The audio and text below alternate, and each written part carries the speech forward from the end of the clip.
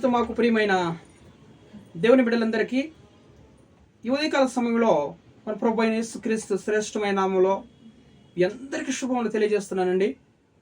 ఎలాగున్నారు? బాగున్నారు కదా? మీరు పిల్లల కుటుంబం అంతా క్షేమంగా ఉన్నారు కదండి?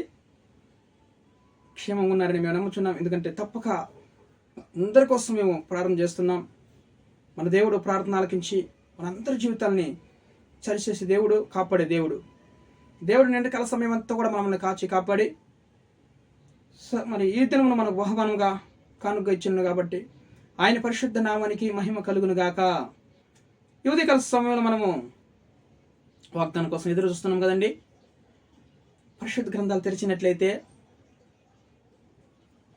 యోబు గ్రంథంలో నుంచి 5వ అధ్యాయము 11వ వచనం. యోబు గ్రంథంలో నుంచి 5వ అధ్యాయము 11వ వచనం. అట్లు ఆయన దీనులను ఉన్నత స్థలములో ఉంచును, దుఃఖపడు వారిని క్షేమమునకు లేవనెత్తును. Praise the Lord. ఎంత మంచి వాగ్దానం చూడండి. ఈరోజు ఆయన దీనులను ఉన్నత స్థలములలో ఉంచుతారంట. ఈరోజు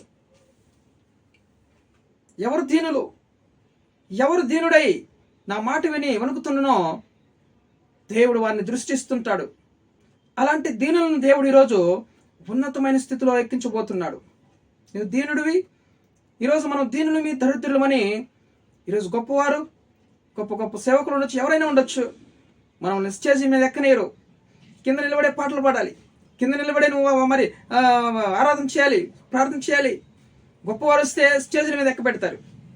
గొప్ప వారు వచ్చినప్పుడు, ధనం ఉన్న వాళ్ళు వచ్చినప్పుడు, గొప్పవారి ఉన్నతమైన స్థితిలో, కొంచెం ఉన్నతమైన స్థితిలో ఉన్న వాళ్ళు వస్తే వాళ్ళకు మర్యాద ఇస్తారు.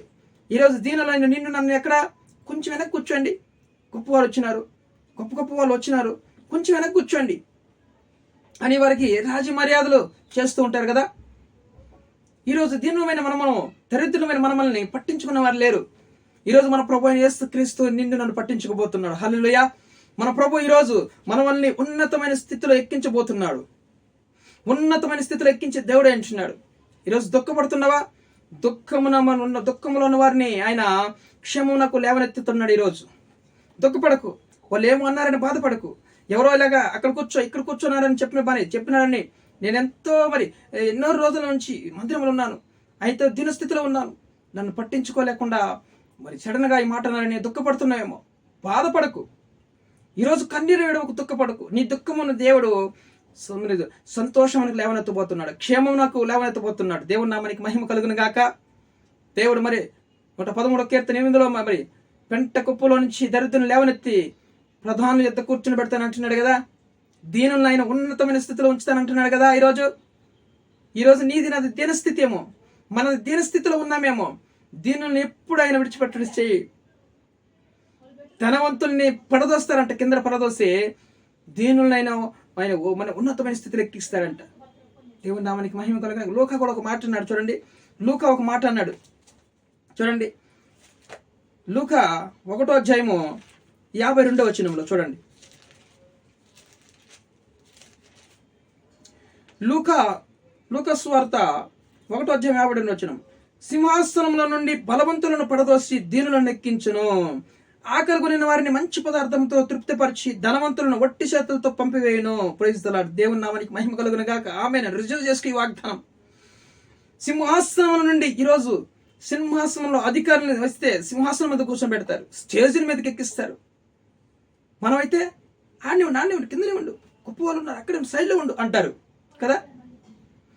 ఈరోజు సింహాసనం నుండి బలవంతులను పడదోసి దీనులను ఎక్కిస్తారంట ఆయన స్టేజీ మీదకి, ఉన్నతమైన స్థితిలోకి. ఉన్నతమైనటువంటి స్థితిలో ఆయన ఎక్కించబోతున్నాడు. ఉన్నతమైన స్థలంలో నిన్ను కూర్చుని పెట్టబోతున్నాడు. దేవుని నామానికి మహిమ కలుగును గాక.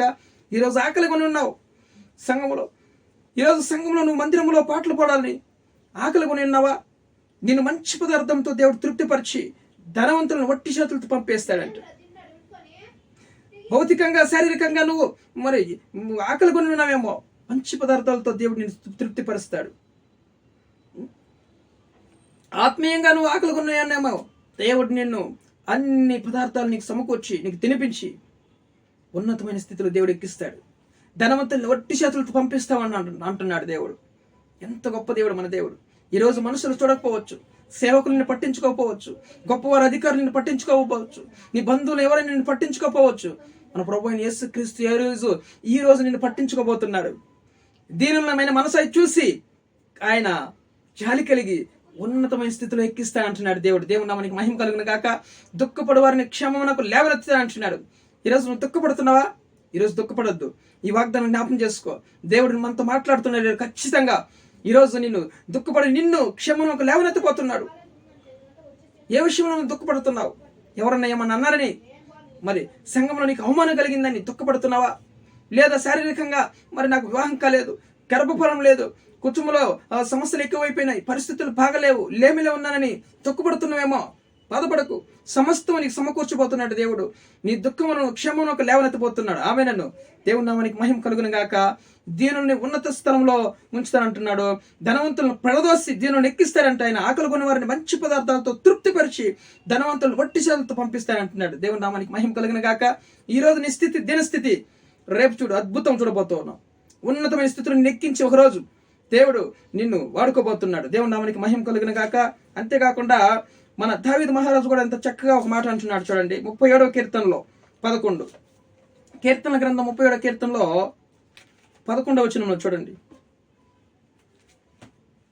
37:11లో దీనులు భూమిని స్వతంత్రించుకొందురు, బహుక్షేమం కలిగి సుఖించెదరు. దేవుని నామానికి మహిమ కలుగును గాక. చూడండి, దీనులు అంటే దీనులు భూమిని అంతా స్వతంత్రించుకుంటారంట ఒకరోజు.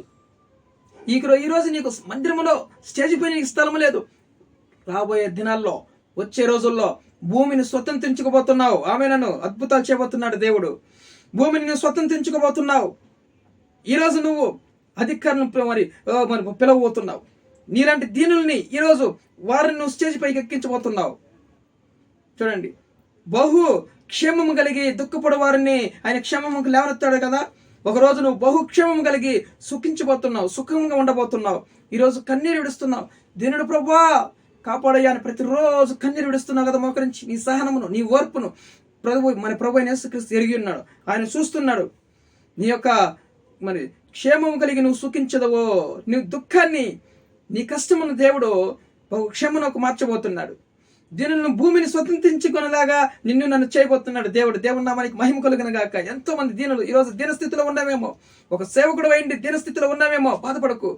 నిన్ను ఉన్నతమైన స్థితిలో దేవుడు ఎక్కించబోతున్నాడు. ఒక విశ్వాసగా నువ్వు దీనస్థితిలో ఉన్నామేమో, దీనుడుగా ఈరోజు మొరపెడుతున్నావు కదా. ఖచ్చితంగా నిన్ను కూడా ఉన్నతమైన స్థితిలో దేవుడు ఎక్కించబోతున్నాడు. నీకు ఈరోజు బహుక్షేమం కలిగి నువ్వు సుఖంగా ఉండబోతున్నావు. దేవుని నామానికి మహిమ కలుగును గాక. ఎంత చక్కని మాటలు కదండి. వీడియో చూస్తున్న మీరు అందరూ కూడా సబ్స్క్రైబ్ చేయండి, లైక్ చేయండి, షేర్ చేయండి. ఇతరులకు షేర్ చేసినప్పుడు వాళ్ళు కూడా చక్కని మాటలు వింటారు కదా. మనం ఒక్కరిని వింటే కాదు, ఇతరులకు షేర్ చేసినప్పుడు దేవుడు మనల్ని ఆశీర్వదిస్తాడు. ఖచ్చితంగా నీవు దాని ద్వారా కూడా నువ్వు దేవుని సువార్త చెప్పినట్లు అవుతుంది. అందుకని సబ్స్క్రైబ్ చేసుకోవాలి, లైక్ చేయండి. చూసే వాళ్ళందరూ లైక్ చేయాలి. లైక్ చేసినప్పుడు ఇంకొకరికి సహాయపడుతుంది అనమాట ఈ వీడియో. దేవుని నామానికి మహిమ కలుగును గాక. ప్రారంభం చేసుకుందాం. ప్రభువా, ఈ రోజు నాయన యోబు గ్రంథంలో నుంచి చక్కని మాటలు ప్రభువా అట్లు వారు ఆయన దీనులను ఉన్నతమైన స్థితిలో మమ్మల్ని ఎక్కించబోతున్నందుకు మీకు వందనాలు. దుఃఖపడే వారిని బహుక్షేమనకు లేవనెత్తబోతున్నందుకు మీకు వందనాలు. కృతజ్ఞతాస్తుతులు చెల్లిస్తున్నాం తండ్రి. అయా, బహుక్షేమం కలిగి ఈరోజు నువ్వు సుఖంగా ఉండబోతున్నావు నా స్వామి నాయన. ప్రభు, భూమిని స్వతంత్రించుకుంటావు అని సెలవిస్తున్నావు తండ్రి నాయన. ప్రభు, దీనులను భూమిని స్వతంత్రించుకునేలాగా నువ్వు చేయబోతున్నందుకు వందనాలు. మమ్మల్ని అందరినీ కూడా నాయన ప్రభు ఈరోజు ఉన్నతమైన స్థితిలోకి లేవనెత్తబోతున్నందుకు మీకు వందనాలు. సమస్త ఘనత మహిమ ప్రభావం చెల్లిస్తున్నాం ప్రభు. ఈ వీడియో చూసి ఆమెను వారి జీవితాలు అద్భుతం చేయ ప్రభు. ఈ వాగ్దానం నెరవేర్చి సహాయం తెచ్చామని ప్రార్థిస్తూ సమస్త ఘనత మహిమ ప్రభావం మీకు చెల్లిస్తూ సమస్యలు ఉన్న వారిని, అనారోగ్యం ఉన్న వారిని ముట్టండి, స్వస్థపరచండి, బలపరచుతండి నాయన. మంచి ఆరోగ్యం తెచ్చండి. వివాహం కాని వారికి వివాహ సంబంధాలు సమకూర్చండి. గర్భఫలం వారికి గర్భఫలం తెచ్చండి. అయా కృప చూపించండి. నువ్వు ఒక్కడే సమస్తం చేయగలిగిన దేవుడు ప్రభు. మీకు సమస్తం సాధ్యము. అద్భుతం చేయమని ఈ ప్రార్థన ఆలకించమని ప్రార్థిస్తూ యేసుక్రీస్తు జీవం కలిగిన నామంలో ప్రార్థన అడిగి వేడుకొని పొంది ఉన్నాం పరలోకపు తండ్రి. Amen, amen.